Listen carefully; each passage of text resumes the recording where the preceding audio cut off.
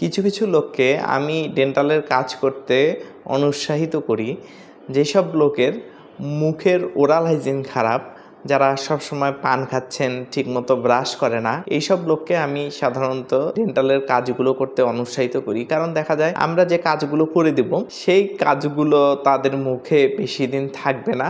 তাদের পান খাওয়ার ফলে বা ধূমপান করার ফলে তাদের দাঁত না মাজার কারণে ওই প্রসেসগুলো বা ওই কাজগুলো নষ্ট হয়ে যায় দ্রুত, এবং তারা এসে পরবর্তীতে আমাদের কাছে কমপ্লেন করে যে আমার জিনিসটি ঠিক থাকছে না। এছাড়াও যাদের আনকন্ট্রোল ডায়াবেটিস, বারবার বলা সত্ত্বেও তারা ডায়াবেটিস কন্ট্রোল করছে না, তাদেরকেও আমি দাঁতের কাজ করতে অনুৎসাহিত করি। আর কিছু কিছু রুগী আছে যাদের এক্সপেকটেশন অনেক বেশি। আমরা কখনো আপনাকে 100% দিতে পারবো না।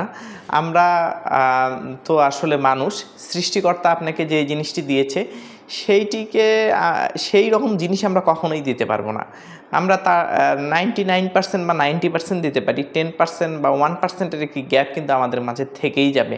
সেটি হোক কালার অ্যাটাচমেন্ট বা ফাংশনাল দিক, যে কোনো দিকই হোক, আমাদের কিন্তু একটা অপূর্ণতা থেকেই যাবে। আপনাদের যদি ডেন্টালের চিকিৎসার এক্সপেকটেশন খুব বেশি থাকে, আপনারা দয়া করে আমাদের কাছে চিকিৎসা নেবেন না বা চিকিৎসা করাবেন না, তাহলে দেখা যাবে আপনার মন ভেঙে যাবে।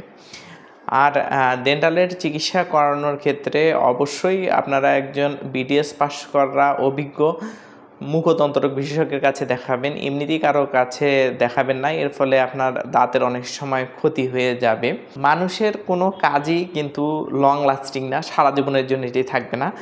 সৃষ্টিকর্তা যে আমাদেরকে মানুষ হিসেবে পৃথিবীতে পাঠিয়েছে, আমাদেরও কিন্তু একটি এক্সপায়ার ডেট আছে। তেমনি আমরা যেসব কাজ আপনাদের মুখে করে দেব সেসব কাজেরও কিন্তু একটি এক্সপায়ার ডেট আছে। তো আমাদের কাছে কাজ করে নিয়ে কখনো এইরকম ভাববেন না যে এটি সারা জীবনের জন্য হয়ে গেল, আর আমাকে এই কাজের জন্য কখনো আসতে হবে না। আপনাকে আসতে হতেই পারে। কাজেই এসব বিষয় মাথায় রেখে তারপরে আপনারা ডেন্টাল চিকিৎসা গ্রহণ করবেন। সবাই ভালো থাকেন, সুস্থ থাকেন, এই কামনায় শেষ করছি। ধন্যবাদ সবাইকে।